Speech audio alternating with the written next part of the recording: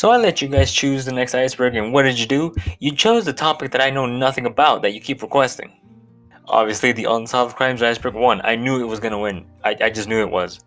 So I'd like to thank my friend Lila and Kat for one, showing me their ass, as well as helping me create this iceberg. I will undoubtedly get in trouble for saying that, but it's funny, so. It's not as funny as the barber ruining my haircut though, so there's that. So on to the topic that has been so highly requested of me. The Zodiac Killer was a man from San Francisco, California who went through all the zodiac signs and killed them all. No, I'm kidding, I've done this joke before, it's not funny anymore.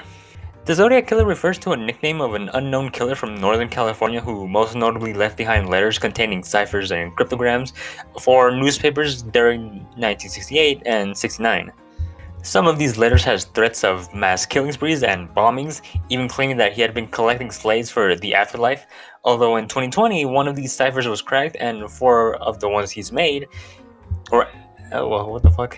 and of the 4 he has made, 2 now remain unsolved. The Zodiac Killer has about 5 confirmed kills and 2 wounded victims, but it's estimated that his body count was in the high 30s.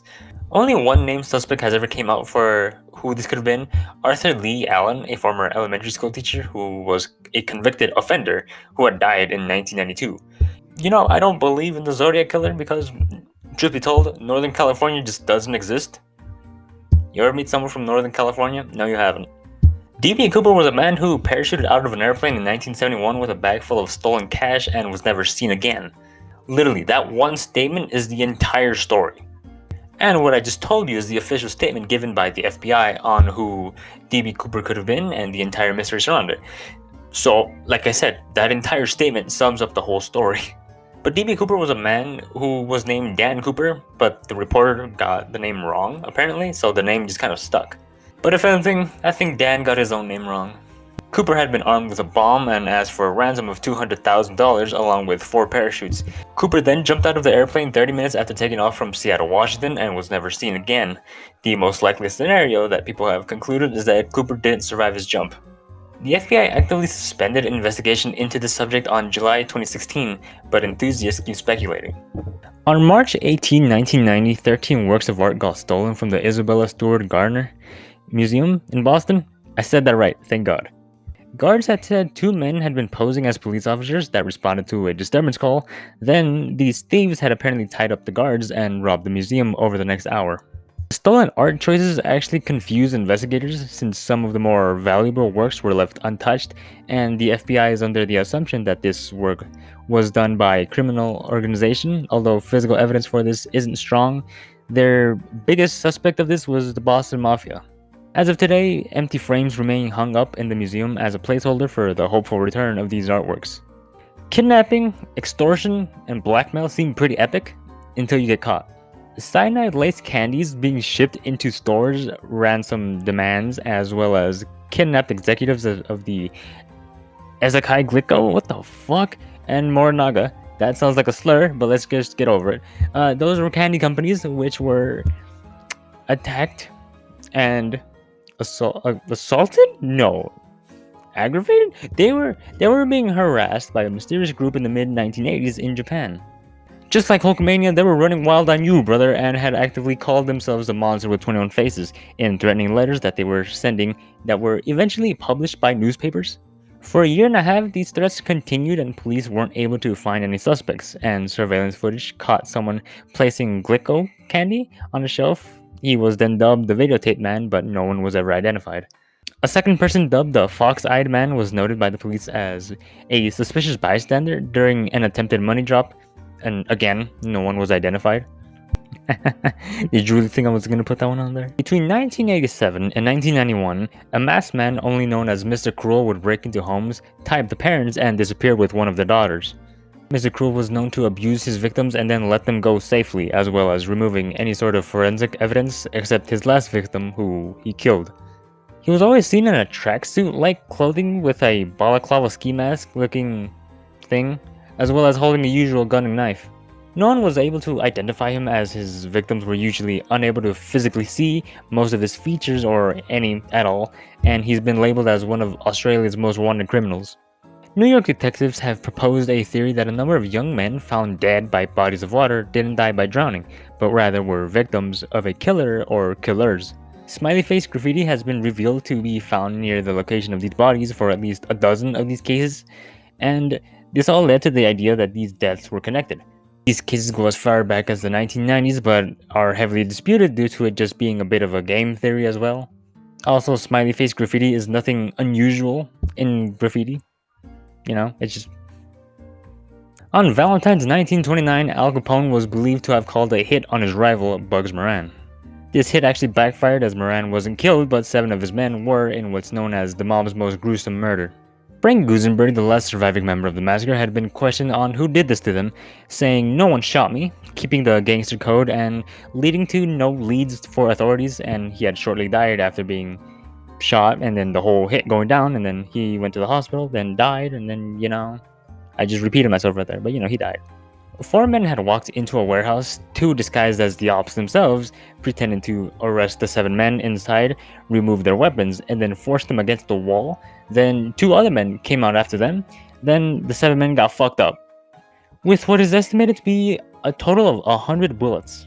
The Chicago police to this day have no real identified suspect, actively ruling out Al Capone himself, and most of those associated with him, although mobster Fred Berg is highly suspected to have been one of the 4 men involved. I also have a video on this that goes deeper in on the subject, more deeper than my best friend's ex's coochie. The Mad Gasser of Mattoon was a nickname given to a figure who was believed to have gassed people in Mattoon, Illinois during the mid-1940s. Dude was really just going up to people, hitting the stinky leg to paralyze her on them. Not even gonna lie. Kinda. Victims of these gassings were said to have smelled a really bad odor, fell to the ground, and then became paralyzed.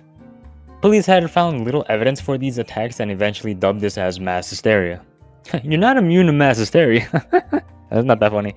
Public outrage occurred due to the public believing that the police did not take this seriously, and when they finally did, mass hysteria and outside interference had made their efforts unsuccessful.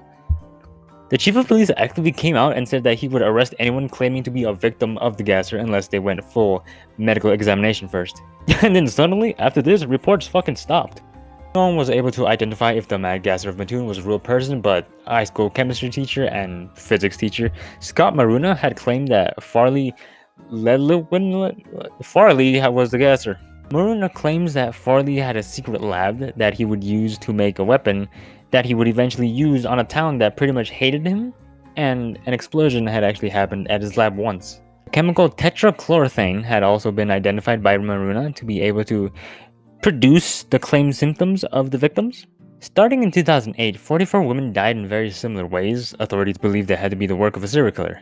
Only 2 victims weren't prosties or drug addicts, which seems to be the most popular type of targets for serial killers. I don't know. And some of them were dismembered and their body parts were dumped in desolate spots. However, officials ruled out any drug or crime-related reasons for these murders. It's also believed that the Mexicali Ripper is a set of killers. A family, actually. The fuck kind of family bonding exercises? The Mexicali Ripper has never been found and can potentially be confused by the Mexican Ripper, Francisco Guerrero Perez, as someone who was bullying at the same time of Jack the Ripper. So remember, Mexicali Ripper, not Mexican Ripper. When I first read this, I thought it meant Wednesday was going to strangle me. My initial reaction to this was, let's fucking go! Unfortunately, that's not what this means. What does a man have to do to get strangled by Jenna Ortega? Like, come on, do I gotta be stuck in the middle of something? The Wednesday Strangler refers to an unidentified Japanese strangler who killed 7 women from 1975 to 1989. Fun facts about this for a second. 6 of the 7 victims disappeared on a Wednesday, hence the nickname. Victims vanished during the evening or nighttime. 5 of the deaths were due to strangulation and the remaining 2 were skeletonized. Thus, cause of death couldn't be confirmed. One suspect came forward and confessed to be the strangler, a man who was arrested for an unrelated crime. However, later he was found not to be the strangler. And that's it, no one really knows who this person was. In 1977, an incident known as the Southern TV Broadcast Incident refers to a TV signal hijacking in southern England. The hijacked signal had an extremely seductive voice that said, "This is the voice of Allah." Ooh, mama makes my wiener leak.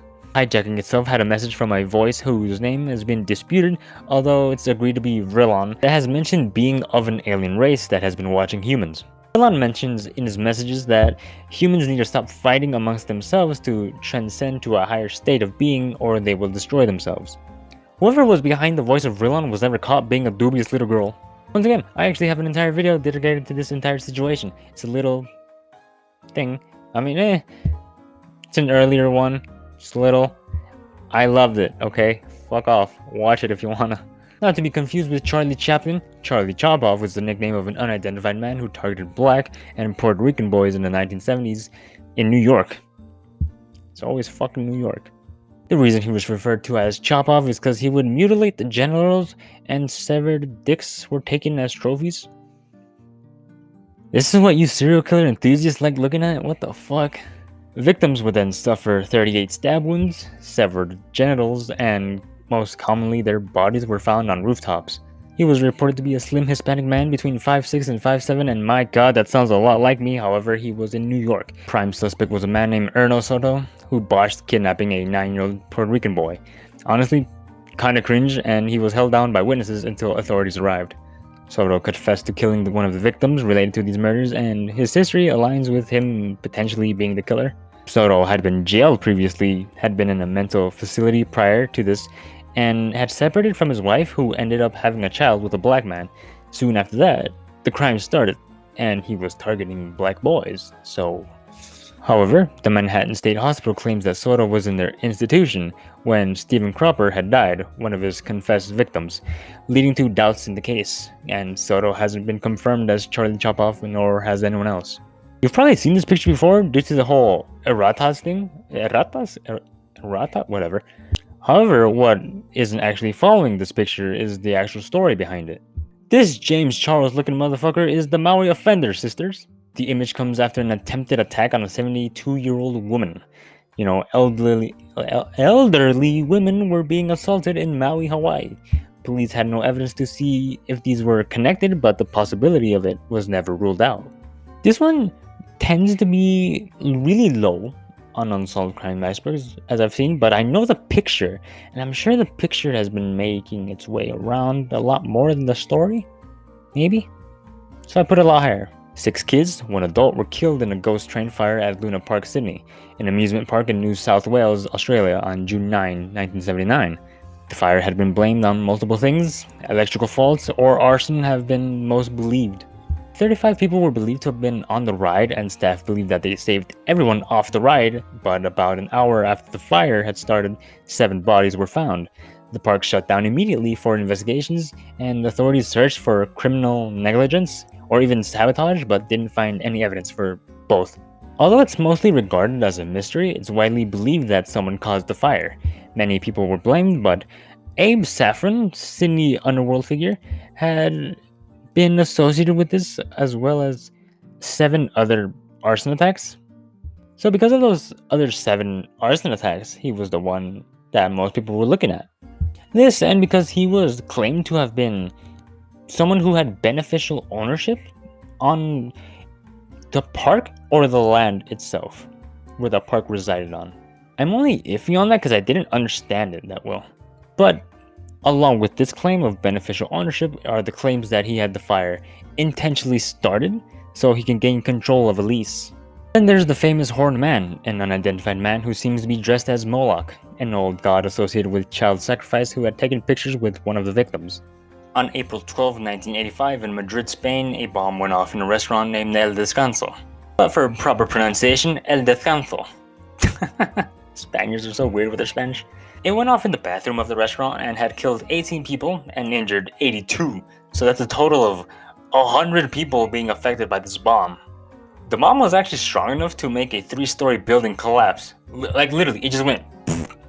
Multiple terrorist groups tried to claim responsibility for this, but the ones with the most believability was the Islamic Jihad organization and the WAD. I really hope I'm pronouncing that second one right. The IJO had actually been implicated in several attacks in Spain prior to this, targeting Arabian and Lebanese victims in the city of Marbella and the embassy in Madrid as well. They had regarded this as the first attack of Islamic terrorism in Spain, and it's actually thought that the bomb was intended to target American servicemen in Spain, 15 of which were injured as they were known to frequent the restaurant. The IJO had a letter surface after the attack in which the phrase "Death to the United States" was present. However, the case closed in 1987 due to lack of arrest, and no group or people were ever convicted. More than 1,000 dogs and cats were randomly killed in Mexican states of Veracruz and Tlaxcala. A pet housing unit in Jalapa, Veracruz had several animals be poisoned, and 20 dogs had been poisoned and left on the streets, some with their limbs tied in Huamantla, Tlaxcala. Investigators had stated that the head of the block, I don't know what that means, but okay, they had sent letters to authorities about sacrificing kittens and was supposedly going to stage a modern warfare raid on the kittens with members of the city council to retrieve and sacrifice these cats or these kittens. According to residents in Huamantla, they had said that the workers would get rid of these animals. No one was ever charged for this, but as of January 2023, the state of Tlaxcala had recognized animal cruelty as a crime. So a small win, I guess. Canadian Pacific Airlines Flight 21 was a scheduled domestic flight from Vancouver to Whitehorse, Yukon in Canada. Why? A bomb. 3 Mayday calls were heard by air traffic control and an explosion went off. The tail separated from the fuselage and the plane spiraled and crashed into the woods where 46 passengers and 6 crew members died. This was everyone on board, so 52 people died. A witness mentioned seeing the tail separate and debris fall behind it, but apparently that wasn't debris, it was actually fucking bodies. Like when I read this, all I could think of was that Modern Warfare 3 scene. I don't know why that's the first, actually I do know why that's the first thing that comes to mind. Obviously, since everyone died, no one on the plane would be arrested, but 4 suspects were focused on. Douglas Edgar, a gambler who bought life insurance prior to boarding the plane. Stefan Kolzar, a mining explosive expert who had a criminal record. Peter Broughton, I really hope I said that right, described as a loner with an interest in guns and gunpowder. Peter Vandermuller, who had a gun on the plane and whose psychiatrist described as having a deep madness towards the world. The case was eventually closed with no one being confirmed as the bomb planter. July 18, 1994, in Buenos Aires, Argentina, the Asociación Mutual Israelita y Argentina, was attacked by a suicide car bombing. Thank God this video is not monetized. The AMIA, or the AMIA, was a Jewish community center, and a bomb-laced van was driven into the building and it blew up, and it acted like it didn't know nobody. 85 people died and 300 were injured, and remains the deadliest attack in Argentina. Investigation into this situation was highly suspected of a cover-up due to mishandlings of Juan Jose Galeano, a federal judge who was impeached during this thing due to irregularities. What do you call it? An investigation? Yeah, that's what you call it. Oh, Jesus Christ. The Iranian government has also been blamed due to Argentina suspending nuclear transfer to Tehran, claiming that after this, Buenos Aires was targeted. Alberto Nisman, who proposed this idea, accused former President Cristina Fernandez of covering up Iran's role. He died several hours before he was going to testify against her. Then, it was literally came out and said that this is a direct consequence of his actions. To this day, no one has been found as the assailant. I was authorized not to add this one, but I think this one's funny. The AEW Championship title theft. AEW, or All Elite Wrestling, is mostly known by the phrase, "Is that WWE?" They're a newer wrestling company whose championship title was stolen one time. So when AEW first crowned their world champion, Chris Jericho, on August 31st, 2019, that was the date, yeah, I got it right, he proceeded to have the championship belt stolen. Like deadass. Apparently while eating dinner, he left his championship belt in a rented limo. Kinda cringe, renting a limo, not me. And after the driver went back to the airport, after someone got the wrong luggage, he came back and the belt was missing. Like literally, less than 24 hours after winning the belt, he got it fucking stolen. Tallahassee Police Department had actually confirmed this incident, and the day after, it was recovered. To this day, no one knows who did it, and the limo and its driver were investigated and nothing happened. I just think that's fucking funny that this dude won a fucking belt. Like, this thing is huge, and he got it fucking stolen. The Mad Pooper was an unidentified woman from Colorado Springs who would repeatedly shit on a certain family's house while jogging during the summer of 2017. Like, she seemed to intentionally target this one family, and bathrooms were found within a block of her shits. It's thought that she may not have been in control of her action. By mental illness was theorized, as well as being an exhibitionist with poor impulses. Right? People who like to flash in public for amusement or satisfaction. Kathy Budd, imagine being named Kathy, not me, had reported these incidents after confronting the woman herself for shitting on her property and exposing her private parts to her children, and even managed to get this picture. The woman, however, has never been identified. An armed burglar, known as the Night Watcher, was thought to have stolen more than 10 million pounds worth of items in violent raids. First of all, being British in itself should be a crime, and second of all, fucking cringe. You're British? Not me. At least 12 burglaries are thought to be linked to the Night Watcher in southeast England, and it's believed that this person was an ex-military man who carried a sawed-off shotgun. His crimes were said to be selective, and they had occurred throughout 2006 to 2017. Ever since October 2017, though, no other offense could be linked to him, and to this day, he's never been identified. 1 week after 9/11, something known as the 2001 anthrax attacks, or Amerithrax, had occurred for almost a month, and then had been kinda forgotten about over time. Letters with anthrax spores had been mailed to news media offices and 2 senators. 5 people died and 17 were infected. 2 people were highly suspected, one of which committed exit lobby in 2008, as well as Al-Qaeda was also theorized. The motive is believed to have been an attempt to save the anthrax vaccine program, which Dr. Bruce Edwards Ivins, one of the suspects, he devoted 20 years to this, and it had been failing. So the theory goes that he was believed to have been the one who did this, or at least one of the suspects who did this, because he wanted to save his own research program. The FBI actually came out and said that this was one of the most complex things in law enforcement history. Yeah, I honestly, I want to make a video on this. This sounds cool. On April 16, 2013, in Coyote, California, an electrical grid had been attacked by either a group or a singular gunman using snipers. 17 electrical transformers had been shot, and this caused $15 million worth of damage, and prior to this, telecom cables operated by AT&T were cut. The attack was said to have been very professional, as no fingerprints were found on casings left there, as well as rock formations used to scout firing positions were also found there. AT&T and PG&E, the company who ran the substation here, had offered $250,000 for any info on the perpetrator. And to this day, no one knows what this even was for or who did it, although Homeland Security found indications that it was caused by an insider. Okay, this one's more of a conspiracy theory, but of course I'm going to toss it in here. Max Spears was a UFO investigator who died on July 16, 2016 in Poland. He had searched for alleged cover-ups and supposed sightings and had a number of bold-ass claims, such as claiming that he had supernatural powers. Spears was known to have suffered from severe anxiety, so when he died, it was believed to have been from an overdose on anti-anxiety drugs. So the way he died is kind of what set people off. Spears had threw up a dark fluid and then just died right there on the sofa. Vanessa, his mother, states that he had been told, or she had been told, I should say, that if anything happens to me, investigate. She had been told this about 2 days prior to his death. However, Spears was known to have been a drug user, actively being cringe and indulging in heroin and cocaine. Official story is that he overdosed on Turkish Xanax.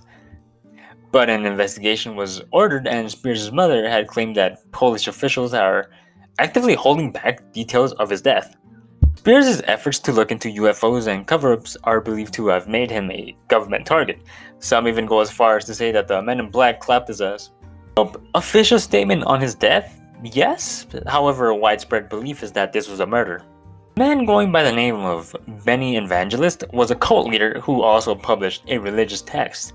He regarded himself as a spiritual leader and even a mystical healer. And holy shit, that was a bar. With this, he created an altar used for healing, in which it said that dozens of wax figures were present, as well as an electrically lit eyeball. On July 3rd, 1929, Benny, his wife, and 4 kids had been found by police in their Detroit home, brutally murdered. Benny was found seated behind his desk with hands folded as if he was in prayer, and his head on the floor. His wife's head was bashed in, and their 1-year-old baby's skull was crushed, and the other 3 kids were found massacred in one of the other rooms across the hall from this. Police had actively suspected and even arrested multiple people, but no one was ever found guilty. And the weirdest part about this is that this was actually just one part of a series of Detroit cult murders from 1929 to 32. The house itself was demolished, and it's actually believed that the location is haunted with a headless man walking around. There you have it. That was so hard to say. Do you understand how many times I stutter? Like, I don't have a stutter, but like, it's just hard for me to just read. That sounds awful. That makes me sound illiterate. It makes me. I'm just making excuses at this point, but let me make excuses. I don't know what the fuck I'm talking about. I don't do serial killers. I don't do crimes. Just look at my channel. I'm not a conspiracy theorist. I'm a CIA and American history enthusiast. Not a serial killer guy, you know? But there you have it. That's actually just one half of the iceberg that we made.